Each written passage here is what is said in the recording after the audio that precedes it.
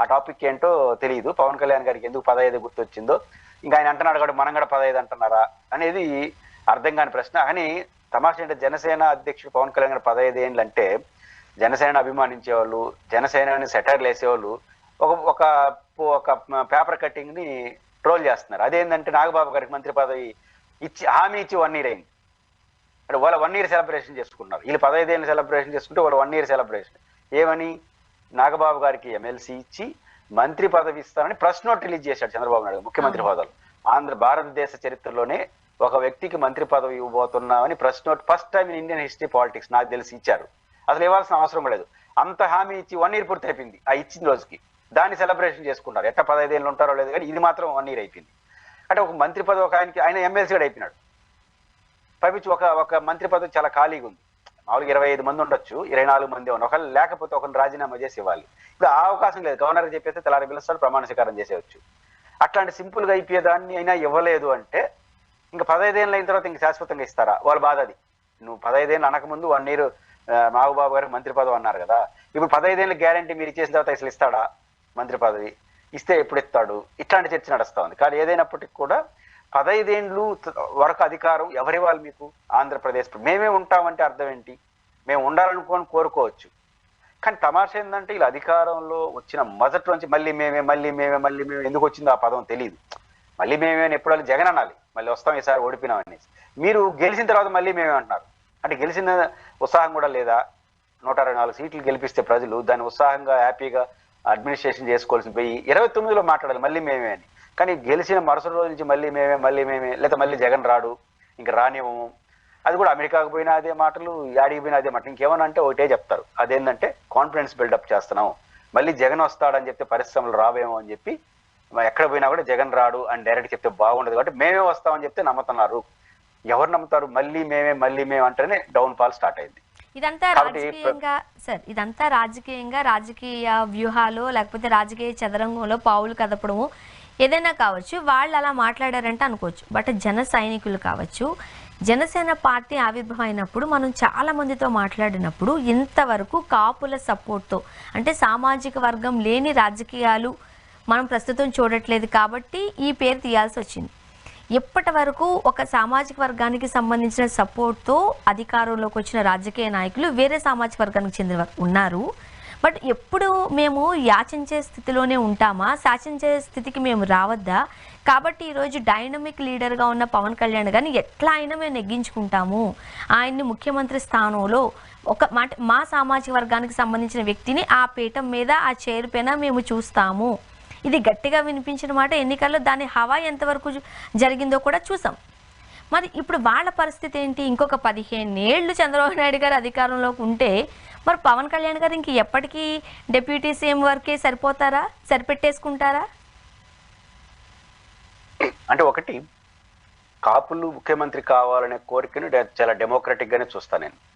ఎందుకంటే ఇప్పుడు కాపు కులానికి సంబంధించిన సంఖ్య చాలా పెద్దది. ఆంధ్రప్రదేశ్లో మంచి పెద్ద సంఖ్య ఉంది. ఇప్పుడు అధికారంలో ఇంతకాలం పాటు ఉన్న రెడ్ల కన్నా నాయుళ్ళ కన్నా దళితులు కూడా ముఖ్యమంత్రి అయినారు ఉప్పండ్ర ఆంధ్రప్రదేశ్లో స్వల్పకాలం అయినా సరే. వాళ్ళతో పోల్చుకుంటే కాపులు సంఖ్య రీత్యా ఎక్కువ. తెలంగాణలో కేసీఆర్ గారు ఎలమల్లు తీసుకున్నా ఇప్పటివరకు ముఖ్యమంత్రులు అయిన వాళ్ళు చాలా మంది కన్నా కాపు కులస్తులు సమాజంలో ఎక్కువ. అయితే మనం ఎందుకు ముఖ్యమంత్రి కాకూడదు అనే కోరిక చాలా న్యాయమైంది. దానికి పవన్ కళ్యాణ్ గారు కరెక్ట్ పర్సన్ అని అనుకున్నాను. ఎందుకంటే ఆ కులానికి సంబంధించిన వ్యక్తి, అందరికీ తెలిసిన వ్యక్తి, ప్రజలకు తెలిసిన వ్యక్తి. కానీ ఇతర ఓట్లు కూడా వస్తాయి, కేవలం ఒక కులం ఓట్లు వేస్తే రావు కదా. ఇవన్నీ దృష్టిలో పెట్టుకుని ఆయన ఒక ఆల్టర్నేటివ్ వాళ్ళు చూశారు. చూడటం తప్పు కాదు, సహజంగానే వచ్చింది. ఎందుకంటే వాళ్ళంతా వల్ల మనం ఎందుకు కాకూడదు అనే కోరిక చాలా న్యాయమైంది. కులంతో వచ్చినా కూడా దాన్ని మనం ఆహ్వానించాల్సిందే. అయితే ఈ ఎత్తుగడలు అట్లున్నాయా? ఎప్పుడైతే పవన్ కళ్యాణ్ గారు తెలుగుదేశం పార్టీని బలపరచాలని నిర్ణయించుకున్నారో, జగన్మోహన్ రెడ్డిని ఓడించాలనే కాన్సెప్ట్తో తన పునాది దెబ్బతింటా ఉంది. ఇక్కడ తెలుగుదేశం కరెక్టా, వైసీపీ కరెక్టా నా ఉద్దేశం కాదు. ఒక అనలిస్ట్గా మనం ఆలోచిస్తే తెలుగుదేశం పార్టీ ఒక సెక్షన్ ఆఫ్ పీపుల్కి రిప్రజెంటేటివ్, వైఎస్ఆర్ కాంగ్రెస్ పార్టీ ఇంకొక సెక్షన్ ఆఫ్ పీపుల్ రిప్రజెంటేటివ్. వీళ్ళిద్దరిని ఓడిస్తే తప్ప నువ్వు ముఖ్యమంత్రి కాలేవు. వీళ్ళిద్దరితో ఎవరితో కలిసినా ముఖ్యమంత్రి కాలేవు. వీళ్ళిద్దరు కాదంటే మీరు ముఖ్యమంత్రి కావాలి.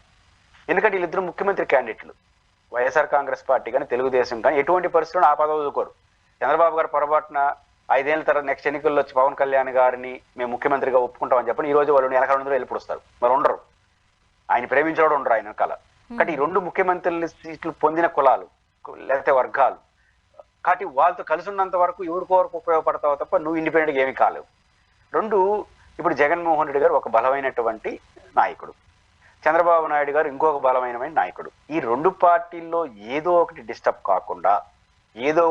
కాకుండా మూడో పార్టీకి స్కోప్ లేదు. అది జనరల్ సైన్స్. మీరు వైసీపీని డిస్టర్బ్ చేస్తారా, తెలుగుదేశాన్ని డిస్టర్బ్ చేస్తారా, మీ ఇష్టం. వ్యూహం మీది. కానీ వీళ్ళిద్దరిలో బలంగా ఉంటే మీరు ఎప్పుడు కాలేరు, సహాయ పాత్ర పోషిస్తారు. వీళ్ళిద్దరిలో డిస్టర్బ్ కావడానికి మీరు వచ్చిన ఎత్తుగడ ఏంటి? ఏమీ లేదు. జగన్ను ఓడిచ్చేస్తే డిస్టర్బ్ అవుతాడు అనేది మూర్ఖత్వం. ఎందుకంటే జగన్మోహన్ రెడ్డి ఓడిపోయిన 40% ఓట్లు వచ్చినాయి. మీ ముగ్గురికి, మోడీ గారు బీజేపీ, పవన్ కళ్యాణ్ గారు జనసేన, తెలుగుదేశం చంద్రబాబు గారు, ఇంత ముగ్గురు కలిస్తే మీకు వచ్చిన ఓటు 1,52,82 లక్షలు. ఇది సింగిల్ జగన్మోహన్ రెడ్డి గారికి 1,32,00,000. ఏది ఘోరాతి ఘోరం ఓడిపోయినప్పుడు 1,32,00,000 ఓట్లు వచ్చాయి ఆయనకి. కాబట్టి ఇంతకు మించి ఆయన ఏం తగ్గించలేరు, ఇంకా పెరిగే తప్ప తగ్గదు. అంత పవర్ఫుల్ లీడర్గా ఆయన ఓడిస్తే కూడా ఆయన ఉన్నాడు. కాబట్టి ఆయన ఓడించారు, ఆయన పవర్ఫుల్ లీడర్గా 1,32,00,000 మందితో ఆయన ఉన్నాడు. ఇంకా పెరిగే తప్ప తగ్గేది లేదు.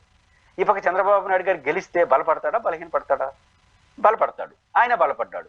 ఇద్దరు బలపడిన తర్వాత ఇంకా మీకే ఆడు స్కోపు. ఆయనకు ఒక 40%, ఈయనకు ఒక 40% ఓట్లు ఉన్నాయి, పర్ఫెక్ట్గా ఉన్నారు. ఇంకేంది మీరు బలపడేది?